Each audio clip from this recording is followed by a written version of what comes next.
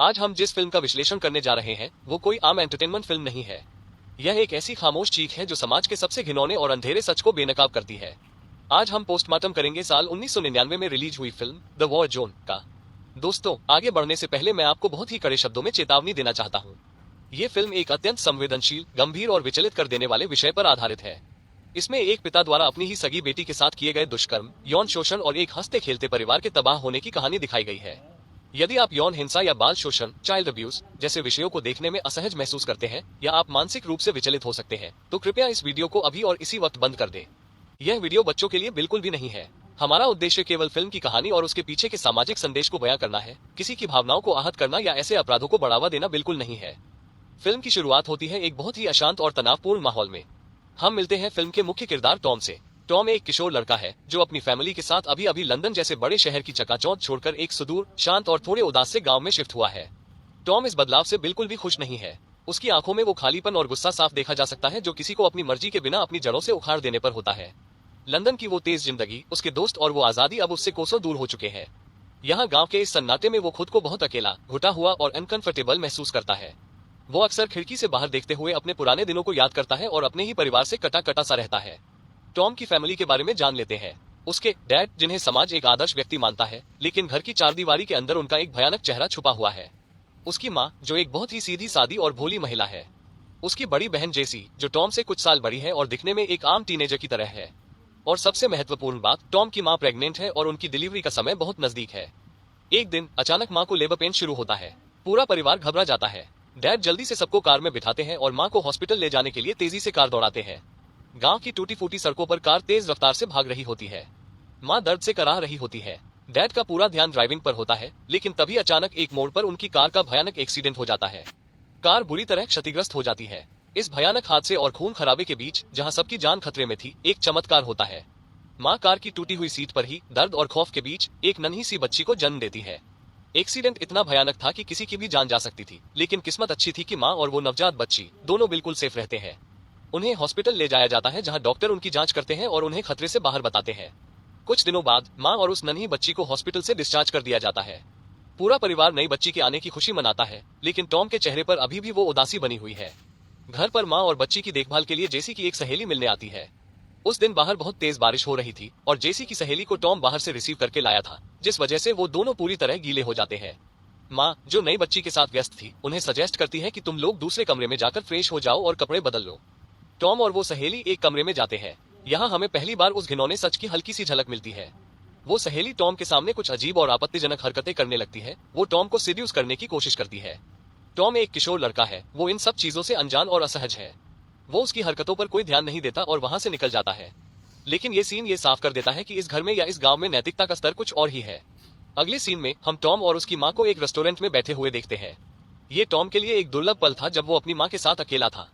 वो अपनी माँ से अपने दिल का हाल बयां करता है। वो कहता है कि उसे यहाँ अच्छा नहीं लग रहा है, वो इस गांव में बहुत घुटन महसूस कर रहा है, उसे लंदन की याद आती है। माँ, जो अपनी दुनिया में ही मगन है और शायद अपनी ही परेशानियों से जूझ रही है, टॉम की बातों को गहराई से नहीं लेती। वो उसे एक रटा रटाया जवाब देती है, तुम्हें इस माहौल में ढलने की कोशिश करनी चाहिए टॉम। समय के साथ सब ठीक हो जाएगा, यहाँ भी तुम्हारे बहुत अच्छे दोस्त बन जाएंगे। माँ का ये जवाब टॉम को और भी अकेला महसूस कराता है। उसे लगता है कि उसकी माँ भी उसकी तकलीफ को नहीं समझ पा रही है। जब वे रेस्टोरेंट से घर वापस आते हैं तो अंधेरा हो चुका था। डैड घर पर नहीं थे। टॉम अपनी माँ के साथ घर के अंदर जा रहा होता है, तभी अचानक उसकी नजर खिड़की से डैड के कमरे के अंदर पड़ती है। माँ आगे बढ़ जाती है, लेकिन टॉम वहां रुक जाता है। वो खिड़की के कांच से जो देखता है, उसे देखकर उसके पैरों तले की जमीन खिसक जाती है। वो सन्न रह जाता है। उसकी आंखों में अविश्वास और खौफ साफ देखा जा सकता है। वो जो देख रहा था वो किसी भयानक दुस्वप्न से कम नहीं था। वो अपनी आंखों पर यकीन नहीं कर पा रहा था। वो बहुत डिस्टर्ब, टूटा हुआ और गहरे सदमे में घर के अंदर जाता है।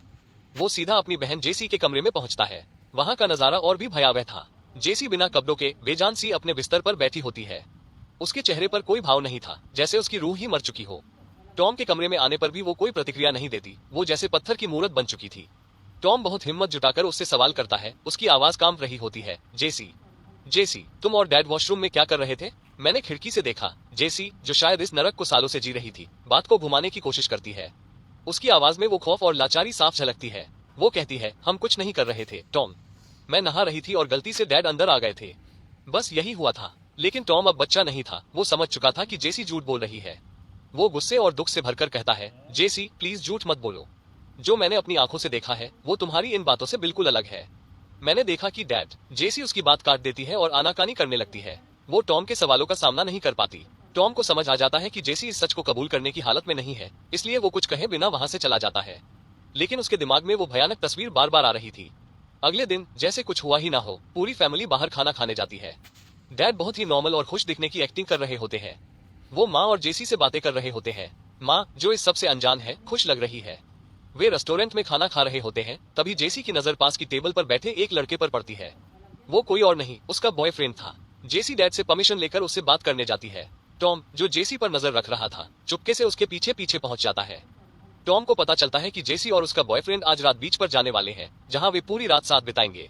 टॉम, जो अपनी बहन को इस नरक से बचाने के लिए बेताब था और उसे अकेला नहीं छोड़ना चाहता था, उनसे रिक्वेस्ट करता है कि प्लीज प्लीज मुझे भी अपने साथ ले चलो, मुझे भी बीच देखना है। पहले तो वे मना करते हैं, लेकिन टॉम की जिद के आगे वे मान जाते हैं। वे बीच पर पहुंचते हैं। टॉम को उम्मीद थी कि बॉयफ्रेंड के साथ रहकर जेसी थोड़ी सिक्योर रहेगी, लेकिन कुछ ही देर बाद जेसी और उसका बॉयफ्रेंड टॉम को अकेला छोड़कर वहां से कहीं चले जाते हैं। टॉम पूरी रात उस ठंडी रेत पर अकेला बैठा रहता है। उसे ठंड लग रही थी, वो डरा हुआ था, लेकिन सबसे ज्यादा उसे अपनी बहन की चिंता थी। वो इंतजार करता रहता है, लेकिन सुबह हो जाती है और वे वापस नहीं आते। अगले दिन जब जेसी सुबह सुबह घर वापस आती है तो टॉम उस पर बहुत गुस्सा होता है। भाई बहन के बीच बड़ी लड़ाई होती है। टॉम गुस्से में जेसी को डांटता है कि तुम मुझे अकेला छोड़कर कहाँ चली गई थी? तुम्हें पता है कि मैं कितना डरा हुआ था? लेकिन इस गुस्से के पीछे एक बड़ा डर था। टॉम समझ चुका था कि जेसी का रिश्ता डैड और उसके बॉयफ्रेंड दोनों के साथ है। वो जेसी पर चिल्लाता है, तुम डैड के साथ भी और उस बॉयफ्रेंड के साथ भी। तुम क्या कर रही हो जेसी? इस लड़ाई में वो घिनौना सच बाहर आ जाता है। जेसी, जो सालों से इस शोषण को चुपचाप सह रही थी, टूट जाती है। वो रोने लगती है और कहती है, मुझे कुछ समझ नहीं आ रहा है टॉम, मैं क्या करूं? भाई बहन की यह लड़ाई दिल दहला देने वाली थी, लेकिन कुछ देर बाद दुख और लाचारी में वे दोनों एक दूसरे को गले लगा लेते हैं और मना लेते हैं। वे जानते थे कि इस नरक में वे दोनों ही एक दूसरे का सहारा है। घर पहुंचने पर डैड, जो जेसी के रात भर गायब रहने से गुस्से में थे, टॉम को बहुत डांटते और पीटते हैं। वो टॉम को अपनी बहन को अकेला छोड़ने का जिम्मेदार मानते हैं। वो जेसी से भी सवाल करते हैं। उनकी आवाज में वो नकली चिंता और गुस्सा दोनों था। तुम्हें रात में वापस आ जाना चाहिए था जेसी। पूरी रात तुम लोग वहाँ क्या कर रहे थे? जब डैड जेसी को मारने के लिए हाथ उठाते हैं तो कुछ ऐसा होता है जो आज तक नहीं हुआ था। जेसी, जो हमेशा डरी सहमी रहती थी, इस बार डैड पर हाथ उठा देती है। वो चिल्लाती है, मुझे हाथ मत लगाओ। डैड सन्न रह जाते हैं। उन्हें अपनी आंखों पर यकीन नहीं होता कि उनकी दबी कुचली बेटी ने उन पर हाथ उठाया। उनकी लड़ाई बढ़ती देख रसोई से माँ दौड़कर आती है। वो माँ, जो इस सबसे बेखबर है, उन्हें अलग करती है और डैड को समझाने की कोशिश करती है। डैड गुस्से में वहां से निकल जाते हैं, लेकिन उनकी आंखों में वो दरिंदगी और गुस्सा साफ देखा जा सकता था। अगले दिन जब डैड फोन पर बिजी थे, टॉम मौका देखकर उनके कमरे में जाता है। वो जानता था कि उसे कोई न कोई सबूत जरूर मिलेगा। वो डैड का बैग चेक करता है। उसकी धड़कनें तेज थी। बैग के अंदर उसे कुछ फोटोग्राफ्स मिलती है। टॉम उन फोटोज को देखता है और उसके मुंह से चीख निकल जाती है। वो फोटोज इस घिनौने सच का सबसे बड़ा और भयानक सबूत थी। उन फोटोज में जेसी, उसकी सहेली और डैड तीनों ही आपत्तिजनक अवस्था में थे। उन फोटोज को देखकर टॉम के होश उड़ जाते हैं। उसे उल्टी आने लगती है। वो समझ जाता है कि ये सब कितने सालों से चल रहा है और किस हद तक बढ़ चुका है। ये टॉम के लिए अब तक का सबसे बड़ा शौक था। वो इन फोटोज को लेकर सीधा जेसी के पास जाता है। जेसी उन फोटोज को देखकर कोई सवाल नहीं करती, कोई सफाई नहीं देती। वो जैसे इन सब की आदी हो चुकी थी। वो बस बेजान नजरों से टॉम को देखती है और उल्टा उससे पूछती है एक बहुत ही भयावह और शर्मनाक सवाल, क्या तुम भी मेरे साथ ये सब करना चाहते हो टॉम? टॉम को ये सवाल सुनकर बहुत गुस्सा आता है, दुख होता है और वो वहां से निकल जाता है। उसे समझ नहीं आ रहा था कि वो क्या करे, किससे मदद मांगे। अगले दिन जब टॉम बीच पर खड़ा था, वो डैड को जेसी के साथ एक पुराने आर्मी बंकर की तरफ जाते हुए देखता है। ये बंकर बहुत ही पुराना, जर्जर और डरावना सा था, जहाँ कोई नहीं आता जाता था। टॉम दूर से ही उन्हें पहचान लेता है और चुपके से उनके पीछे पीछे वहां तक पहुंच जाता है। वो देखता है कि डैड जेसी को जबरदस्ती बंकर के अंदर ले जा रहे हैं। टॉम बंकर के बाहर ही रुक जाता है। वो खौफ और गुस्से से कांप रहा था। वे कुछ देर बाद वहां से निकल जाते हैं, लेकिन टॉम उस बंकर के अंदर एक कैमरा छुपा देता है ताकि वो डैड की दरिंदगी का पक्का सबूत रिकॉर्ड कर सके। अगले दिन जब वे वापस बंकर में आते हैं, टॉम उस कैमरे की मदद से अंदर का सब कुछ रिकॉर्ड कर लेता है। जब वो उस वीडियो रिकॉर्डिंग को देखता है तो उसके पैरों तले जमीन खिसक जाती है। वीडियो में उसके डैड उसकी अपनी ही बहन जेसी के साथ जबरदस्ती कर रहे थे।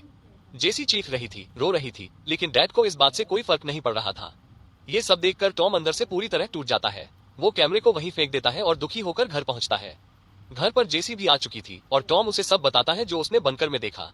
जेसी खुद को हट कर रही थी और टॉम को देखकर उससे रिक्वेस्ट करती है कि प्लीज तुम भी मुझे हट करो। टॉम उसे रोकता है और कहता है कि मैं समझ गया हूँ, इसमें तुम्हारी कोई गलती नहीं है। असली गुनहगार तो हमारा बाप है। तुम चाहो तो मैं माँ को सब बता दूं। लेकिन जेसी बहुत डरी हुई थी, वो मना कर देती है।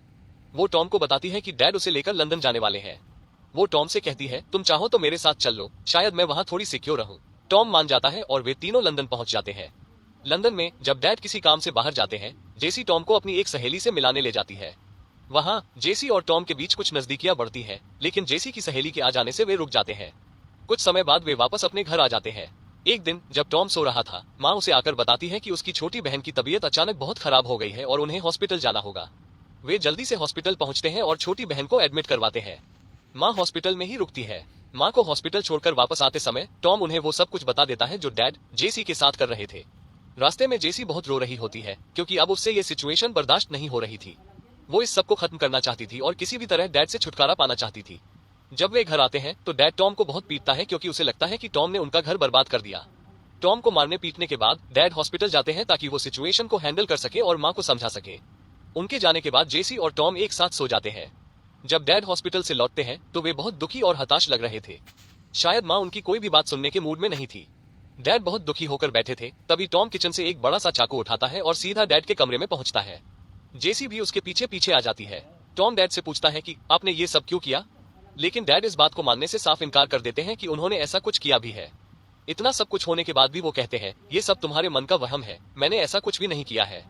डैड की यह बात सुनकर टॉम को बहुत गुस्सा आता है और वो चाकू उनके पेट में उतार देता है। डैड की वहीं पर डेथ हो जाती है। अगले दिन टॉम उसी आर्मी बंकर में अकेला बैठा होता है। जेसी भी उसके पीछे पीछे वहां आ जाती है। जेसी को देखकर टॉम पूछता है, जो हम करने जा रहे हैं क्या वो सही है, और यह बोलकर वो दरवाजे को बंद कर देता है। और ये मूवी यही खत्म हो जाती है। कमेंट करें और बताएं ये वीडियो कैसा लगा।